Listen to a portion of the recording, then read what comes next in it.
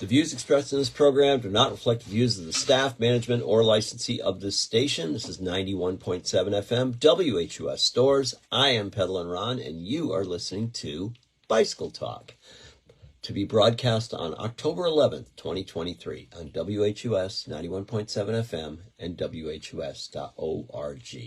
Welcome to Bicycle Talk with my friendly co-host in the background here, Dr. Fran Storch. If you're watching on Facebook Live, please feel free to comment and we should be able to respond. Bicycle Talk is a show where we talk about bicycles, bicycle culture, bicycle advocacy, upcoming news in cycling, the bicycle business, and the bicycle calendar. If you have a comment or you'd like to lend some information to Bicycle Talk, you can reach me either right here at the Facebook page or also at Bicycle Talk, the numeral 1, at gmail.com. You can also listen to past episodes of Bicycle Talk on WHUS.org, iTunes, Spotify, and now on my YouTube channel. Ron's Rant of the Week. All right. You don't need to go gravel, road riders. Everybody's going gravel. I worked a gravel event this weekend, so I'm kind of all, it's all about gravel right now. But it is all about gravel. It's all these people are giving up on riding on the road to ride gravel bikes. I mean, I get it. It's fun. I understand it. I couldn't drag anyone on my road bike on a gravel road years ago to save myself because they were just, oh my God, it's a dirt road. What am I going to do? Now everybody wants to do it. What's with that? That's my rant. That's it. I'm not giving up on this. And I'll get into the show a little bit deeper here, and we will talk about a case for not giving up on the road. What are you doing back there, Fran? Fussing. Yeah, that's not good. So anyway, we're trying to keep our lighting down, and Fran is bringing more light into my background. Anyway. So on a positive side, I just worked the Lime Rock Park Epic Mountain, not mountain, but a gravel bike weekend. It was really fun. It was a great time. My friend Richard Fries puts it on, and he also put on the Natchog Epic, which is epic because it's become very, very large. So it's a really, really big event. And he's working on doing the same thing out at Lime Rock Park over on the western part of the state. It was really cool. I had a great time. I got to not only MC the event, but I also got to ride in the 18-mile, which turned into 20-mile express route, which was fun. And I was riding with some people towards the back, trying to, keep everybody together as much as I could, and also help out those that were a little less familiar with riding on the gravel bike than others. And so I did what we call the back away, not the breakaway. And anyway, I got to talk to people about why they don't ride their road bikes anymore. And yet we were riding on the road for part of this ride. Anyway, never mind. We won't get into that.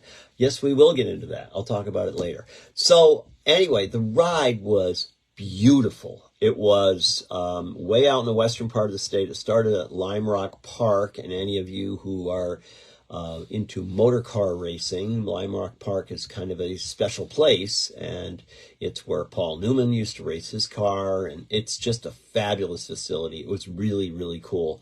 I got to broadcast from up in the tower, with my mic, and no one could even see me as I was calling out, finishers when they're coming in. And I was just up there, with my little remote mic doing my thing. It was fun. It was really fun.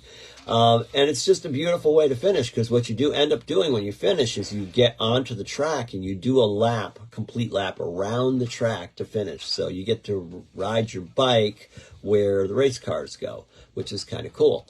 So that was fun. That was really a great time. Let's see what else is on the positive side. Next Sunday, this Sunday coming up, October 15th, is the Mansfield Hollow Cyclocross race. Yeah, since 1983, 40 years of cyclocross at Mansfield Hollow State Park.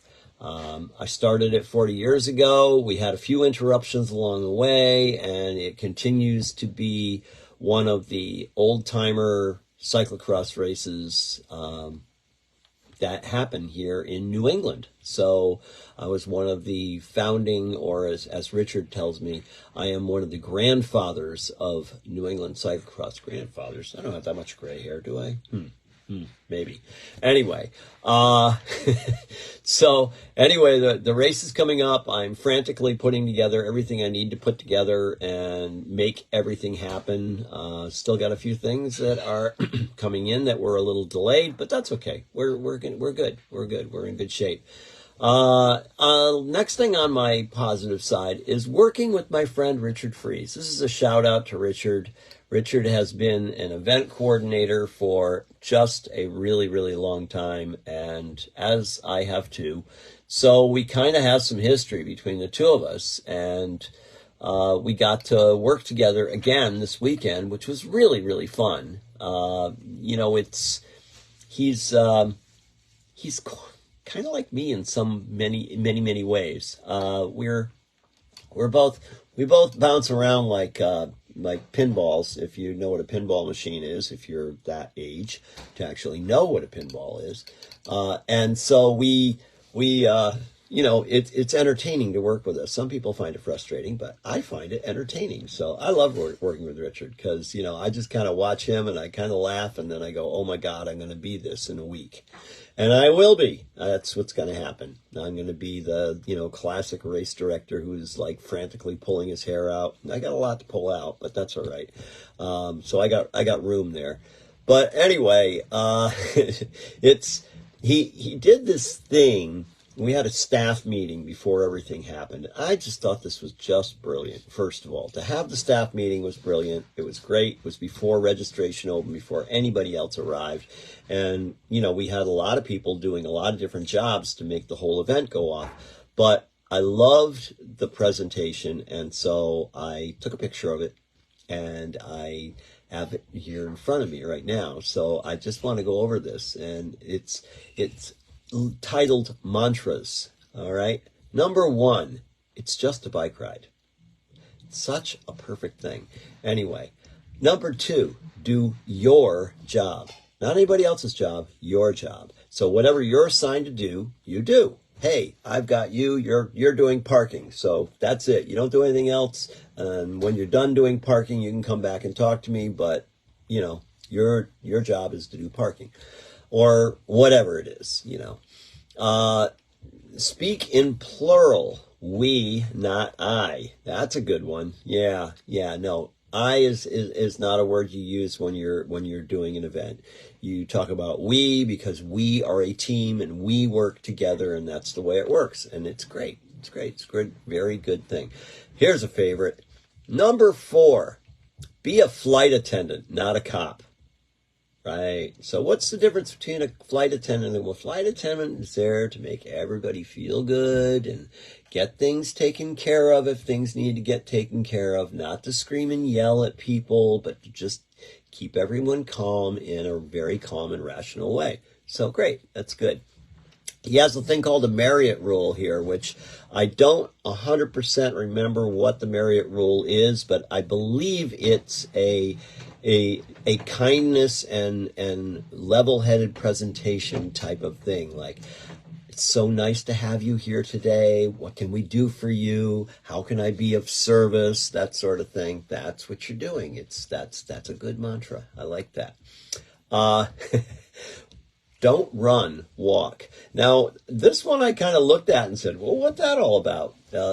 Richard said, the last thing I want to have is one of my staff injured because they ran from one spot to another spot to get something done, and they tripped and fell, and now we have a new crisis on our hand. We don't want any crises with our employees of the event. We want everybody to be healthy and in good spirits. So that's the run, don't run, walk. And number 7, don't yell, talk. Yeah, right. Yeah. So no yelling across the venue, no trying to get anything done by screaming out at anyone or whatever. Just talk. Be calm, talk. Kind of like the way that I try to approach irate drivers when they feel that they need to make a statement about, what they just did, which was wrong, but they want to make sure that you feel like you were wrong, you just got to talk to them. That's all. Just calm down and talk to them. Number 8, make every second count. Absolutely. Absolutely. Don't waste any time. Get your job done. That goes back to number 2. And don't waste any time. Just keep moving. Keep moving the whole time.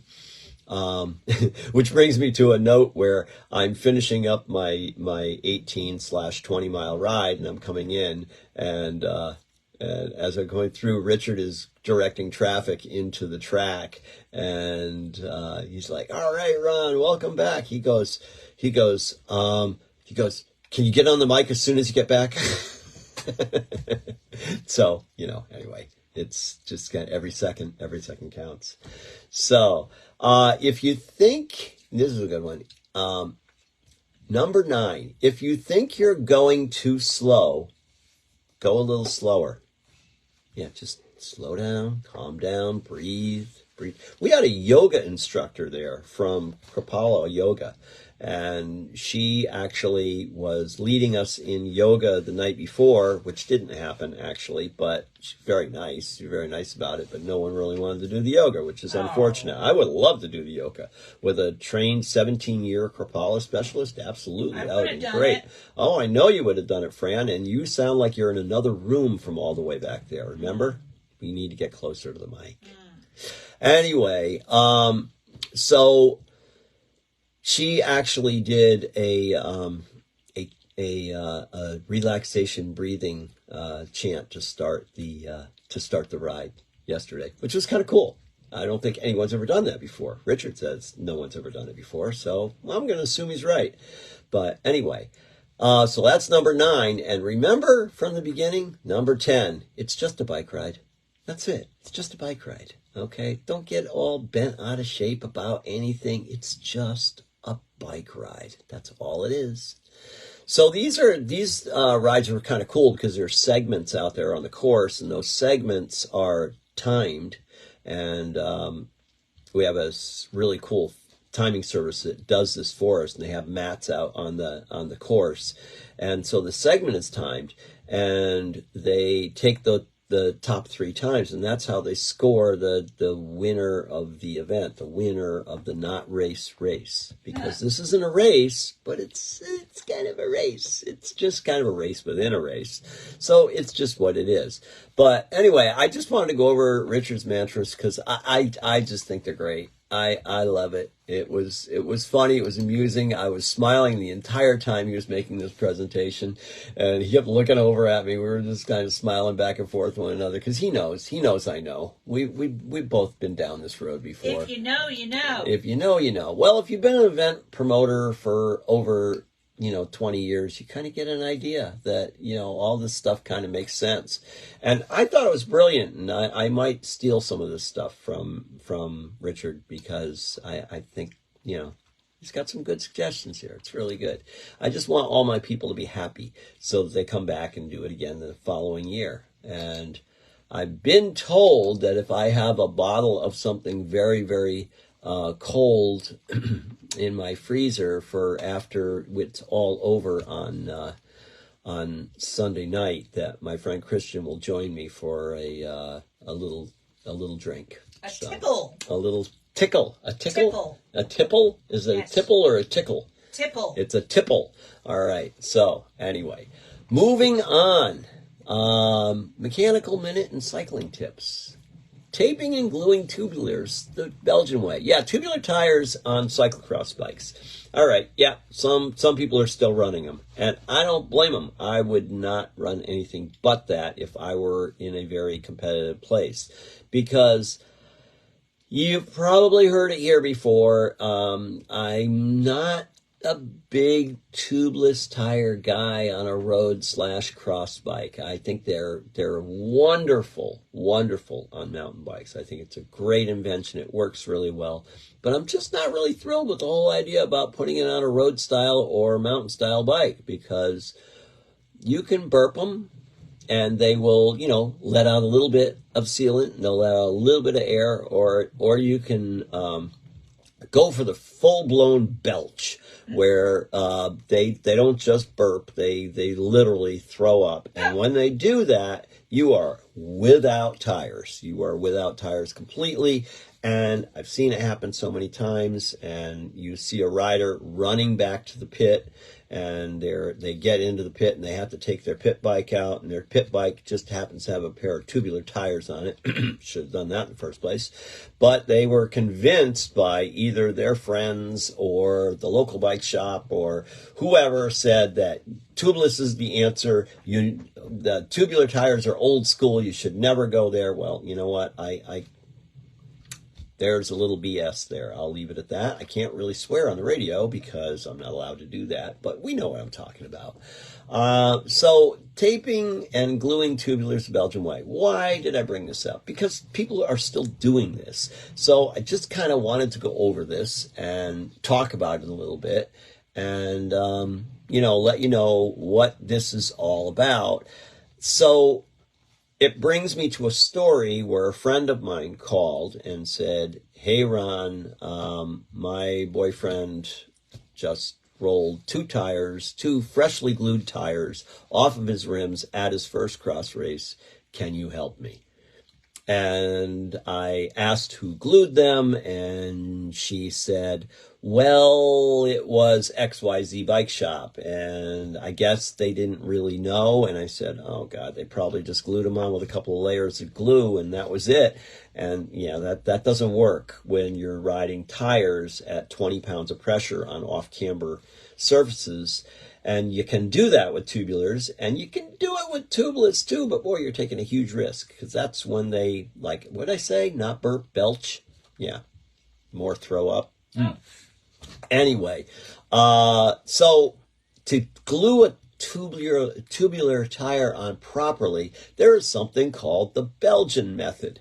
And the Belgian method, of course, or the Belgian way, is something that's been practiced for years. Obviously, we know the Belgians are probably the best cyclocross riders in the world, always have been, probably still will be for a while. But anyway, Wout Van Aert, yeah, all those guys, all of them. There's just there's a multitude of them.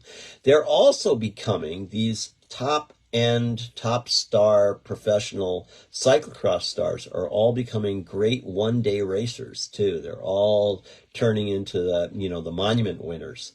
But we have a little bit more about the Monument last weekend coming up later in the show. If I have time for it, I'll talk about that, because there was a big Monument race this past weekend, and it was a real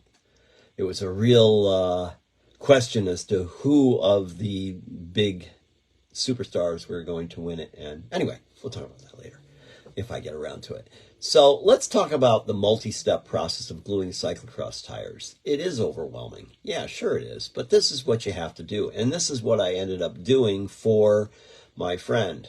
And he, brought his bike over, and he's very sad because he had these two brand new, very, very expensive tires that he had glued on at the bike shop. And like I said, he hit the first off camber and just slid those suckers right off the rim, and now he has no bike. So that's just not good. You gotta really, really go through this. So I called my friend Joe at Joe's Garage. Shout out to Joe's Garage up in Massachusetts, because I knew Joe knew how to do this. I called on him as a sales rep, and I was still repping at that time. So I called Joe and said, hey, Joe, tell me about this Belgian thing.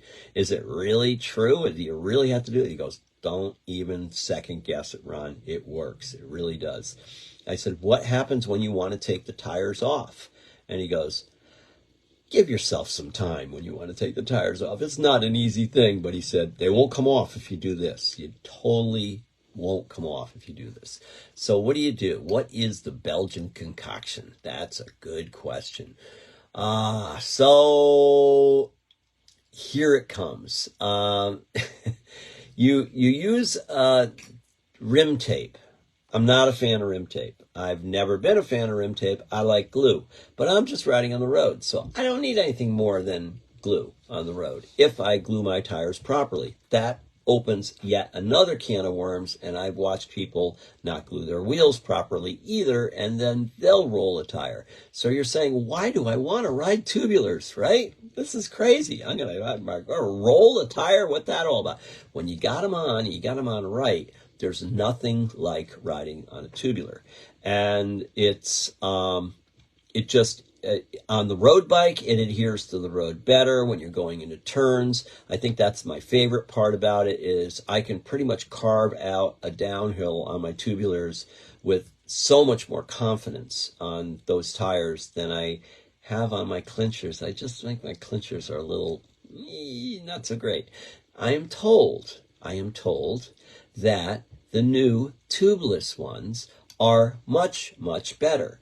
I am sure they probably are, but at the same time, I am, again, not convinced. And of course, if I don't try them, I will never be convinced. Is that correct? Right. It is. It is definitely correct. I've kind of had a little camera problem here. Sorry about that, folks. So, I'm sure it would be better, for some people in some instances.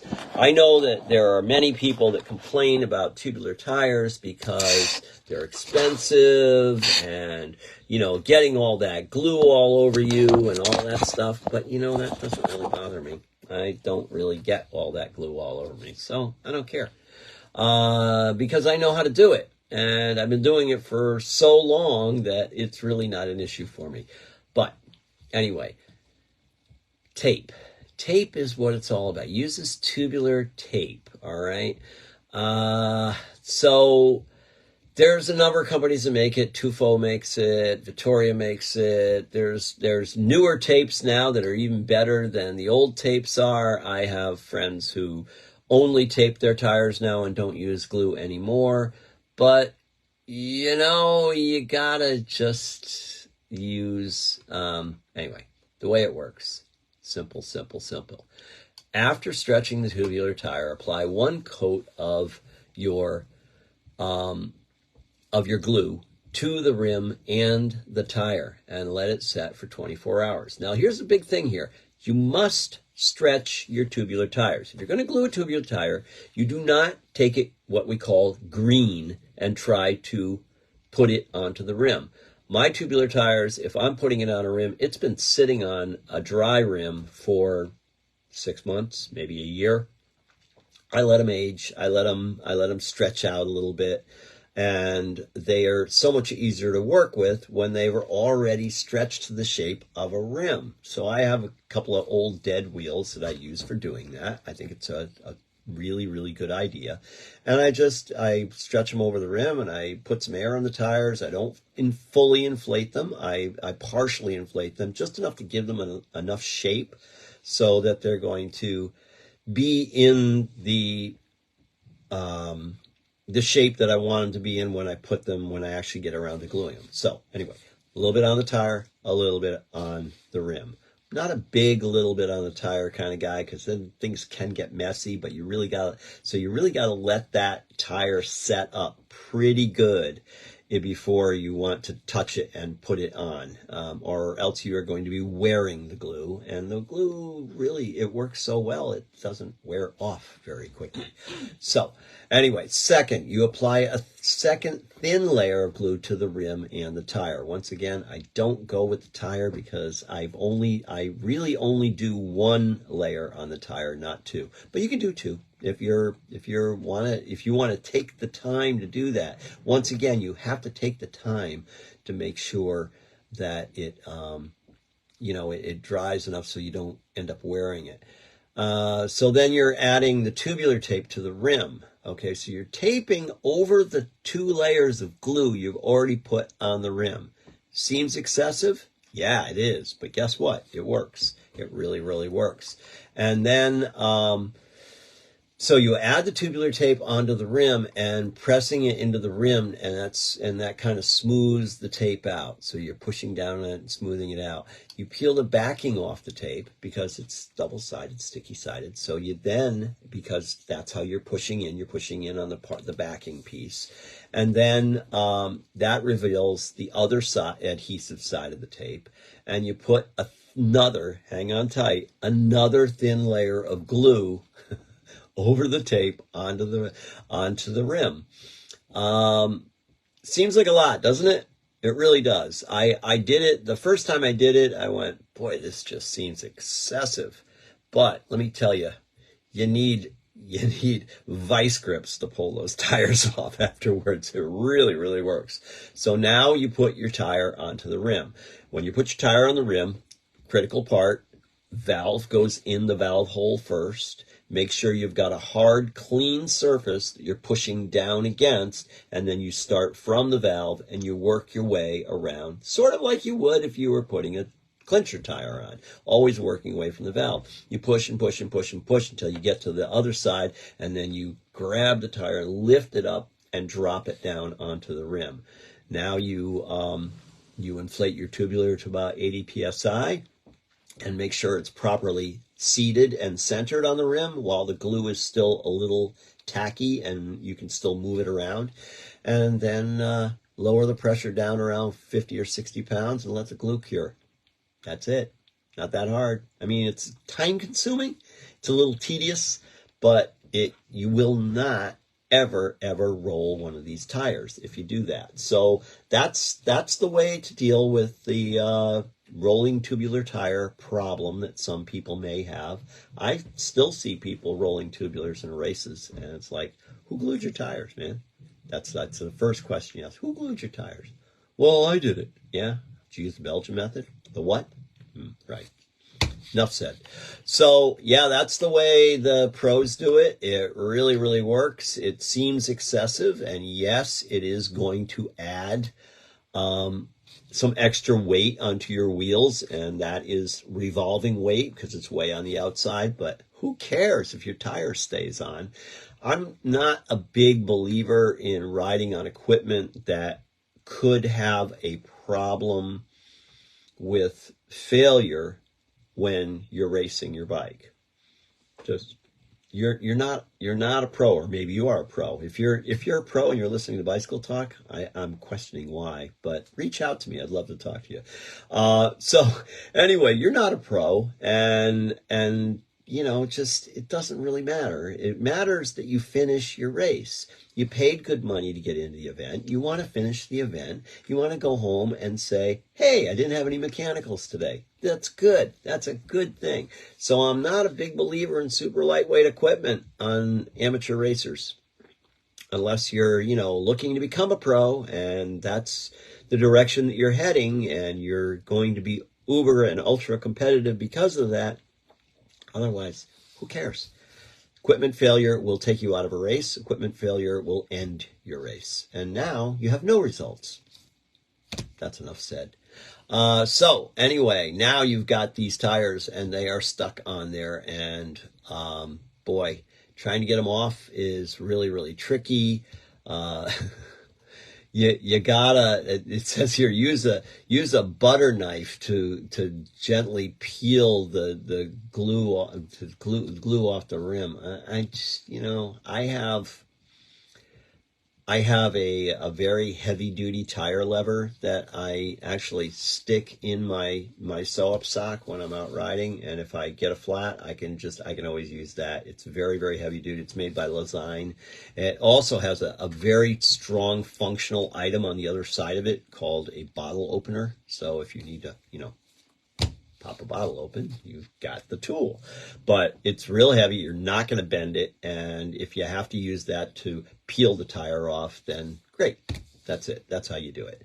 And yeah, so I'm carrying a heavier weighted tire lever with me on my bike so that if I get a flat, I can fix my flat. Once again, I don't care about the weight.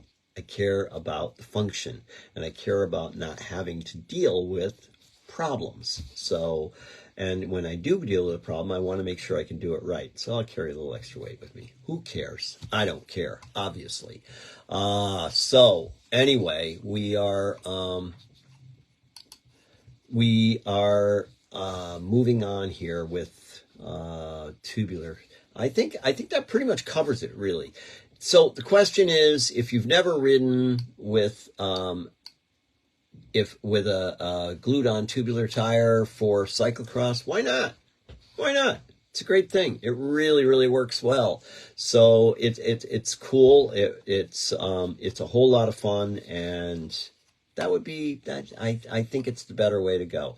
If you can't afford to go that method, and I understand these tires are not cheap. You know, a good set of tubular race tires is going to run you over $200. So you're going to be spending a lot of money on them. But again, if you get a full season out of them of racing, if you are racing, you're very serious about it, then you did okay. You may get more than one season out of them. It's quite possible. If you use sealant inside of the tires also, that'll save you a little bit too, because a little bit tiny puncture can be sealed up with the sealant. Make sure when you are buying tubular tires that are going to be glued on this permanently, that you get ones that have replaceable valves. Most of them do, but so you can put sealant in. But anyway, that's my mechanical minute, which was like a mechanical half hour, but that's okay. That's where we're at. This is what we're doing. We're on Bicycle Talk here today. Let's see, what else do I have? Back to content in the show. All right. So I talked about the whole gravel thing, and, you know, I am concerned about the fact that everybody is, you know, giving up on road biking to ride a gravel bike.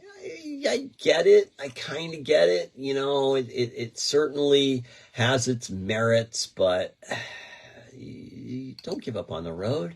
The road is great. So I was chatting with these people, and they're saying that they just don't feel safe on the road anymore. So I explained to them about my radar that I have on the back of my bike and how it's really changed the game as far as that goes. I've had a number of listener comments on this too, of people who heard my show and said, hey, I put one of those things on my bike. I cannot believe the difference. You're totally right. I feel so much safer when I'm on the road. And again, it's a communication thing. When you're riding out in the middle of the road, which is certainly where you belong until a car comes, then a car comes up behind you and you immediately go over to the side of the road because you're being responsible. You bicycle advocate people out there. When you go over, you're sending a silent communication to the driver behind you that you know they are there. And then you ride your straightest and best line ever. And you don't wiggle around or try to, swerve around a pothole or whatever is on the side of the road, which is another reason why you want to ride in the middle of the road. But anyway, and you give the driver of the motorized vehicle the indication that you know what you're doing, and they can feel much more confident in passing you. So you're actually talking to them without talking to them. So I explained this to a few people yesterday because I had a number of people that were asking questions. I also ran a dirt road clinic at the top of one of our climbs. We were waiting for a couple folks, and when they all regathered, Richard had actually been there with a following vehicle, and he just looked at me and said, Ron, this is a Peddlin' Ron moment. He said, why don't you do a clinic on dirt roads? And I went, sure, I'd love to. And I explained how to ride on a dirt road and why you shouldn't be so intimidated by it, the things to look for, the things to look out for. When I ride on dirt roads, I'll give you a quickie on the clinic. And when I ride on a dirt road, I look at the color of the road. If it's dark, then that's a good place I can ride. If it's light, I try to stay out of it, because the lighter the surface is on the dirt road, the more chances there's loose sand there. Bear in mind, I am not looking down when I'm riding my bike. Another tip on this clinic, I am looking ahead. I'm looking at where I'm going to be in 10 seconds. And I'm always looking at what is coming up, not what is down below me. It's the old rule of mountain biking and cyclocross riding, and that is, if you look down, that is where you will fall. So you don't want to be paying any attention to what's underneath you at the time. You want to be looking straight ahead. So that brings in that second little tip that I talked about. The third little tip I talk about is every once in a while you're going to get yourself in one of those deep sand situations, and it's going to grab onto the bike, and the front end is going to go all over the place. And what most people do, just because it's human nature, is they grab the brakes. Don't ever do that. Don't grab the brakes. The brakes are not going to be your friend in this situation. The brakes are actually going to turn into a quick stop and tip over situation. So what you want to do instead is you start feeling the bike starting to swim, so to speak, in one direction or the other, especially the front end, is get real light on the front end. Don't do no death grip on the handlebar, and punch out as hard as you can on the pedals, and put as much power to the rear wheel as you can possibly put together, and it will correct the bike, it'll straighten it out, and you'll be good as gold. It'll be great.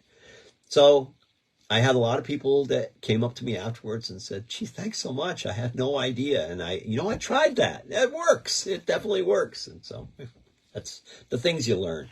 We had this gorgeous dirt road we were on along the Housatonic this weekend. God, it's beautiful. I mentioned that earlier. It was so pretty, and it was so long. We were there for a long, long time, and just riding along the river. It was kind of, it's the old thing that Pedal and Ron says, when my hands are on the handlebars and the road is moving underneath me, the world is right. Well, the world was very, very right there. It was so beautiful and peaceful and wonderful. I had a good ride this weekend. It was fun. Anyway, so that is,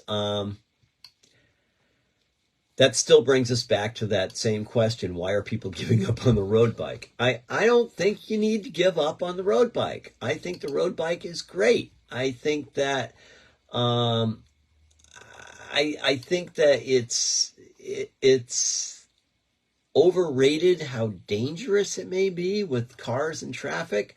Maybe it's different where you live. I don't know. It could be, I suppose. But I just find that I don't feel unsafe when I'm out riding on the road. I feel pretty confident still. And, having that advancement of having the radar on the back of my bike, that has improved my confidence on the road. I just don't see it. And hey, pick a different road to ride on if it's so crazy and busy and dangerous. I know sometimes it might be the road you live on and you have to deal with that, but you can get off of it eventually. Find another road, find another way around, figure it out. There's tons of places you can ride your bike safely, even in busy urban areas. Fran and I go down to Florida to see her mom, and riding a bicycle in Florida is semi-suicidal. It's really not really great.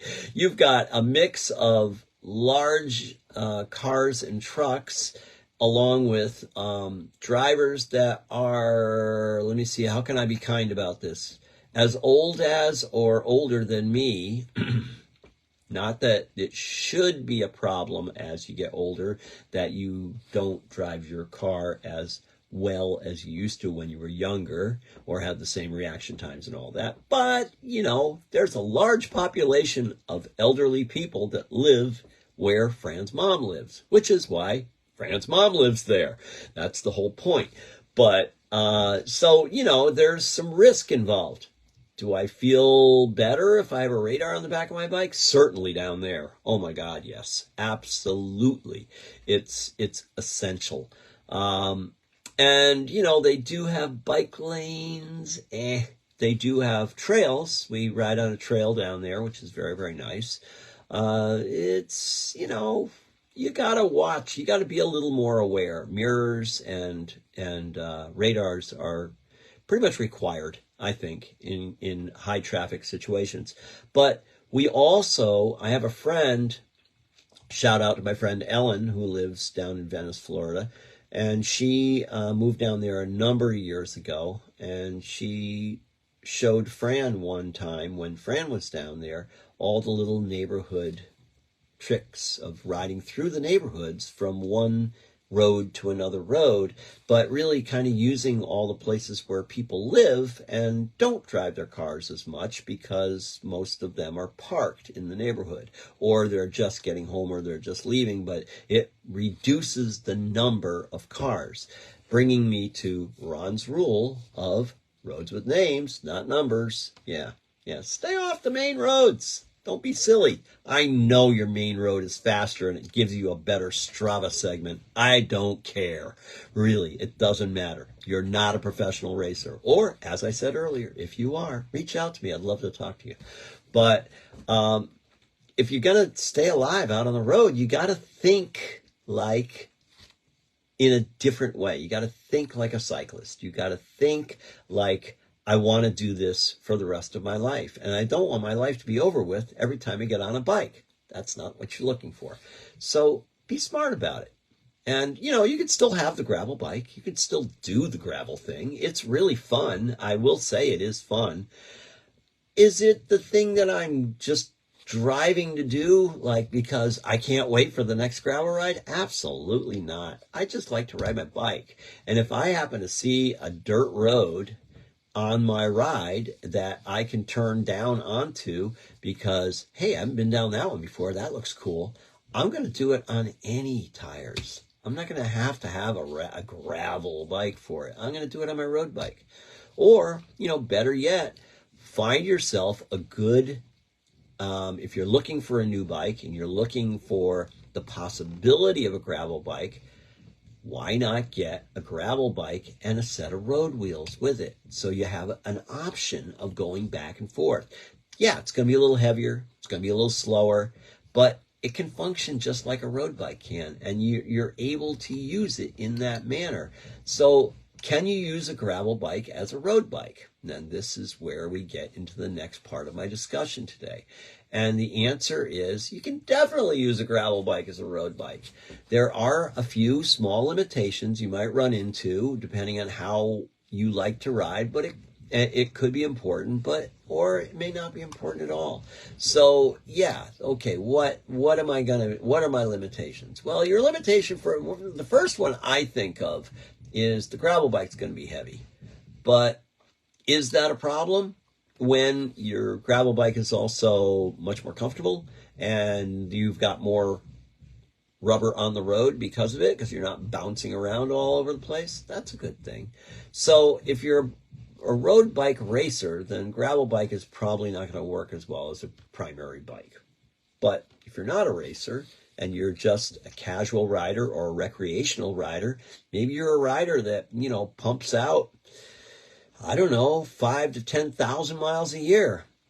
Is a gravel bike for you? It might be, because you know what? That's a lot of punishment. It's a lot of bouncing around. And like I said, unless you're out to win, the Tour de France or whatever it is that you're trying to prove to anyone, maybe it's your weekend or your weekday competitive road ride. I'll just leave it at that. Group rides that are competitive. Oh boy, scares me. I only like to do group rides that are competitive with people that I know. Otherwise, I don't want to get involved. It's just too sketchy as far as I'm concerned. So many gravel bikes have 1x chain rings on them. So you got one chain ring in the front. You got this big old gear ratio in the back. And I'm talking big time, big old pie plate in the back.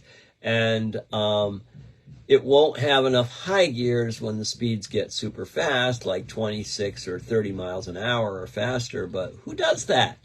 Who does that? I look at people's Strava accounts and their average speed is 12 miles an hour or 15 miles an hour, or maybe they were on a really fast ride and the average speed was 18 miles an hour. Nobody goes that fast. So who cares? Who cares?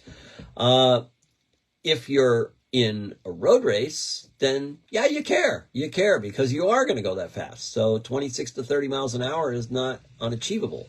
But, for the normal everyday riding you're going to be doing, even if you're using it for training, fitness, recreational riding, whatever it is, you don't need the speed. You don't need the speed. Speed kills. Not good. Anyway, Most of the time, you're probably riding by yourself, maybe with a couple of friends, and you're going to keep a more reasonable pace, and that's what you're going to do. So it really doesn't matter because it's way more comfortable than a traditional road bike is because it's got a longer wheelbase on it, it's got fatter tires, and again, you can change the tires out. You can select what it is you like to ride on. So it doesn't matter. It really doesn't matter. You can use a gravel bike for a lot of things. For years, even back in the day when I had my bicycle shop, and this goes way back because I sold my bike shop in the 90s, I used to sell cyclocross bikes to people that would come in and say, I want a road bike that goes fairly fast, but I don't know. I'm getting a little beat up on my bike, and I want something a little more comfortable, and then I would just turn them onto a cross bike. And problem solved. It's a little bit softer. It's a little bit longer wheelbase. Yeah, it's got a little higher bottom bracket geometry, which makes it a little different on the downhills, but not enough for most people to even notice or care about. And you can put wider tires on them. And I think it's really the answer, but I've been a cyclocross bike guy forever, and that's just who I am and what I do, and so there it is. So anyway, let's see what we got going on here. I kind of spaced out on my timing here, so I'm not really sure where I stand as far as time goes. Is Fran still here? Fran, you are still here. Can you see on my live feed how deep in here I am or not? That would be helpful. Yes, you're 45 minutes in. Thank you very much. Give me a warning when it gets to be around 50. Thank you. So anyway, the next thing I have on my list is, let's see what else is on the list. Okay, so cyclocross bike versus gravel bike. So what do you think? Should I use a cyclocross bike or a gravel bike? Yeah, you should. Either one, doesn't matter. I rode yesterday on a gravel ride on my faithful old Ritchie Swiss Cross Steel cyclocross bike. It's great. I can put wide tires on it. I've got plenty of clearance. Some of the really old cyclocross bikes may not have enough clearance. I got plenty of clearance. I can put a 38C tire on the back on that bike. So that in my world is enough for me. I know a lot of these gravel bikes are coming through with 42 and 44C tires, and they're really, really wide. No, I can't put that on my bike. But I can go all those places that anybody goes on their gravel bike without any trouble. Shoot, I can do it on my road bike on 28C tires or even less. So, I like the cyclocross bikes for general riding anyway. I mean, I can put a set of road wheels on it in the early season, and I can go out and get it all sloppy and not care because it's my cross bike, and I can ride on a comfortable ride while I'm getting base miles in early in the spring. The cross bike is just a great answer. And then if I want to do a gravel event, I can just use my cross bike. So my answer here is yes, you can use a cyclocross bike as a gravel bike. I see no reason why not. I've even modified the gearing on mine. I do not have the giant pie plate gearing with the 1x in the front.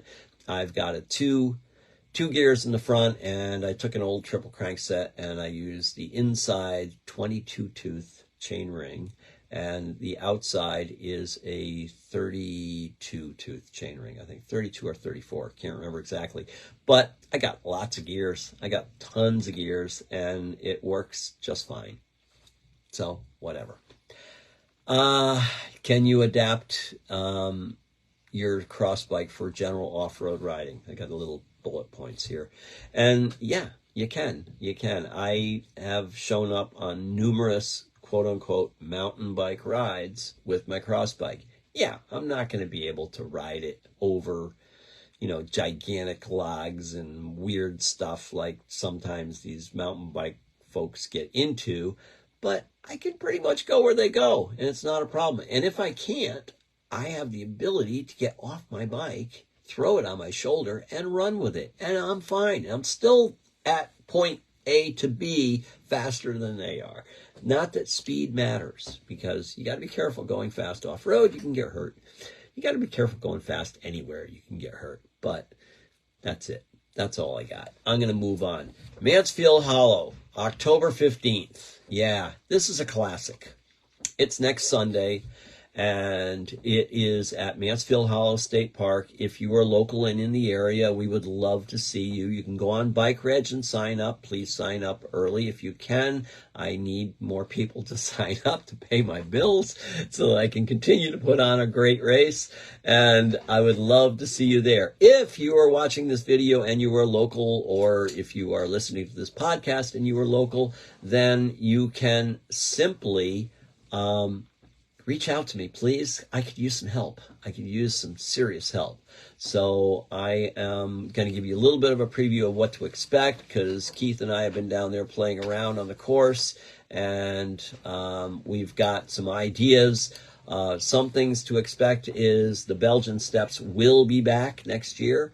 All right. The Belgian steps are basically built into a slight grade uphill. Unfortunately, it is after a long uphill. So by the time you get to the base of the Belgian steps, we had very, very few riders that were able to ride the Belgian steps. If you don't know what a Belgian step is, you can go online, you can look it up. Be careful, because it's also a landscaper term. So make sure you Google Belgian steps for cyclocross, and then you'll see a little bit more of what it's all about.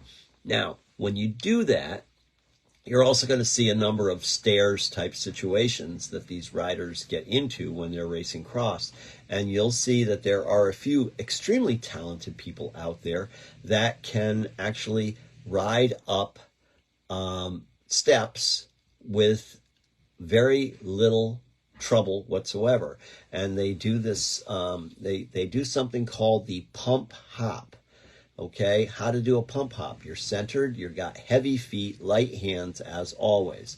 Arms are making angles and maintaining balance, but they're pretty relaxed.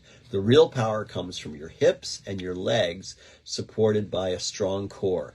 On the uphill side of each step is a tiny little backside. By pushing into these backsides, the riders generate propulsion and unweight over the stairs. That's a win-win. Cyclocross bikes can be an extremely quick and responsive pump machine. It doesn't take that much backside to make them go. Very few of the people in the United States race cross at this level. There's fewer that can be this good under pressure with maxed out heart rates. That's another thing about cross. You're kind of running on the red line anyway. So you try pumping up the rises on your next rolling descent, and then with some pedaling, you try to pump your way up technical climbs. So you're kind of pushing and pulling your way up and just hopping your way up the stairs like they're not even there. I'm not good at this. I would need to do some serious practicing and learning, and I don't know if I'm up for that learning curve right now. But anyway, that's what I got for you. We will have Belgian steps again. We will have another barrier, maybe two, not sure. I think we definitely are having one other barrier, which will be dismountable, or for those of you who are talented, you can ride over them. I am not that talented. I like to get off my bike and run. I find it to be faster, but that's all up to you and to the rider and the situation that you're in at the time. We have our same old off-camber that we have out by the road. That is going to be similar to what it has been in the past. We have a few different changes in our pit area entries and exits, and everything is going to be very contained right around the start-finish area. That's going to be similar. We're using the downhill dirt section that we used last year that I cut as a new feature to the course. It's fun, it's fast, it winds through trees. Yes, you do have to be careful. You don't want to hit a tree, but it's wide enough to clear everything. So that is also there. When we're coming back up out of that area, we have changed the direction of which we're coming through there, and we're avoiding a very, very nastily washed out section on our dirt road, which has become treacherous. So we've made a couple little changes there. I kind of like them. They're nice. It's still got a great flow. It's Mansfield Hollow. It always has a good flow. I hope to see you there. If you're not coming there to race and you're coming there to watch, okay, there are, I've got a little segment here today of the 5 off-the-bike essentials for being a great spectator at a cyclocross race. Yeah, there's things that you can see and do when you come to a cross race. You don't necessarily have to be a cyclocross racer to go to a cyclocross race. You can go there to watch. It's really entertaining. And maybe one of your friends is doing it. That's a possibility too. You may have a friend who's racing and they might be able to entertain you with their antics out there. It's all good. It's all fun. So, yeah. So you might want to consider coming and watching. So there are things that you might want to consider doing if you're going to watch. Thank you. Very good. 5 off-the-bike essentials for being a great spectator at your local cyclocross race. Number 1, cowbells. Cowbells. What is it, Fran? More cowbell. More cowbell. Yeah. Cowbells are great. 1 is plenty.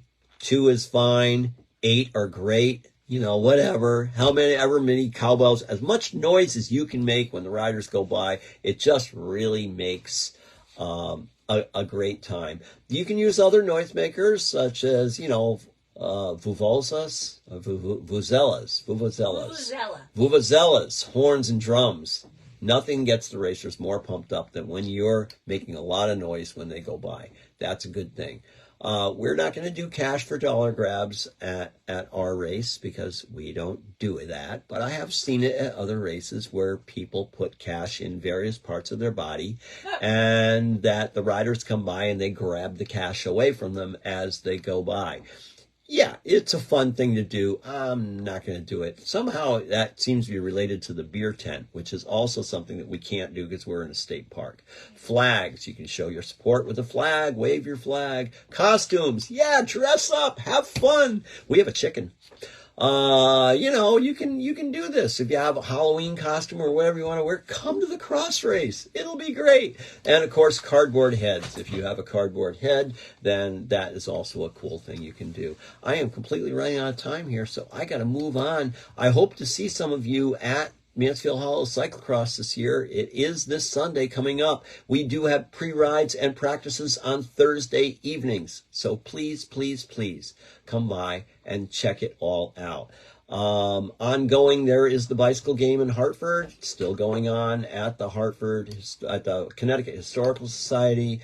The 2023 cross season is off and running. We've been through the Newtown Cross in Connecticut. We are in Mansfield this weekend. We got Belltown Cross the following weekend. October 29th will be Moran Cross, a new event by Laurel Bicycle Club, and November 5th, Cheshire Cross in Cheshire, and December 3rd, the Governor's Guard Rodeo. And remember, the Nationals are in Louisville this year from December 5th through December 10th. Okay, finishing points, gravel versus road. What's your opinion? Tell me what it is. We'll get back to this. Hopefully I'll see you at Mansfield. We can talk about that next week. I'll say it again. It won't be my last time. Get loud, get active. Our time has come. Stop complaining about traffic, dangerous roads, the price of gas, and the lack of places to safely ride, and join the revolution of change. Hey, take a day. Park that car or truck. Ride your bike instead. You may surprise yourself. The views expressed in this program do not reflect the views of the staff, management, or licensee of this station. You've been listening to Bicycle Talk with my friendly co-host, Fran Storch. This is where we talk about bicycles, bicycle culture, bicycle advocacy, upcoming news in cycling, the bicycle business, and the bicycle calendar. This is Pedal and Run. Remember, keep the rubber side down and the wind at your back. Get out and ride your bike. Maybe your cyclocross bike. It really could save your life. This is 91.7 FM, WHUS Stores, and WHUS.org. Thank you so much for listening. Welcome.